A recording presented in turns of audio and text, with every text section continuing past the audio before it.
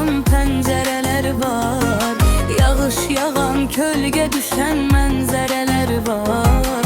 Məni düşünürsənsə görürsən ki özündə yadda qalan silinməyən xatirələr var.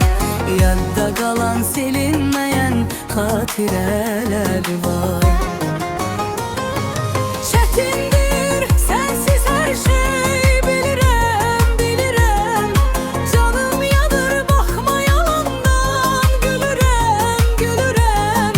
Səninlə yaşardım əzizim, hər zaman, hər bir an. İndi isə sənsiz mən hər gün ölürəm, ölürəm.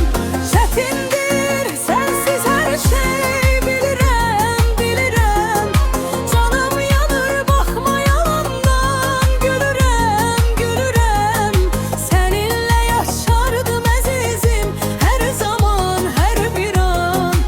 İndi isə sənsiz mən hər gün ölürəm, ölürəm.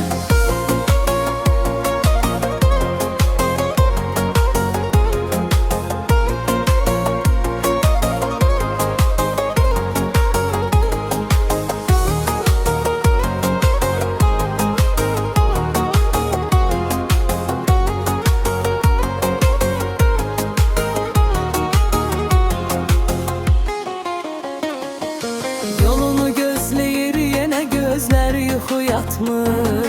Sən məni yatsan da xəyalım məni yatmır. Amma xəyalında vəfasızdır əzizim.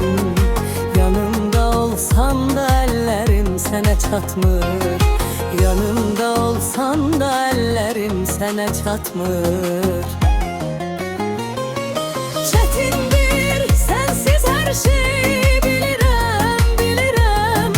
Canım yanır, baxma yalandan, gülürəm, gülürəm. Səninlə yaşardım əzizim, hər zaman, hər bir an. İndi isə sənsiz mən hər gün ölürəm, ölürəm. Demişdin ki bir də mənim qabağıma çıxma. Üzülmürəm, darıxmıram, sən də darıxma. Bir dəfə də arxaya baxmadım gedəndə. Özün demişdin ki çalış, arxaya baxma. Özün demişdin ki çalış, arxaya baxma.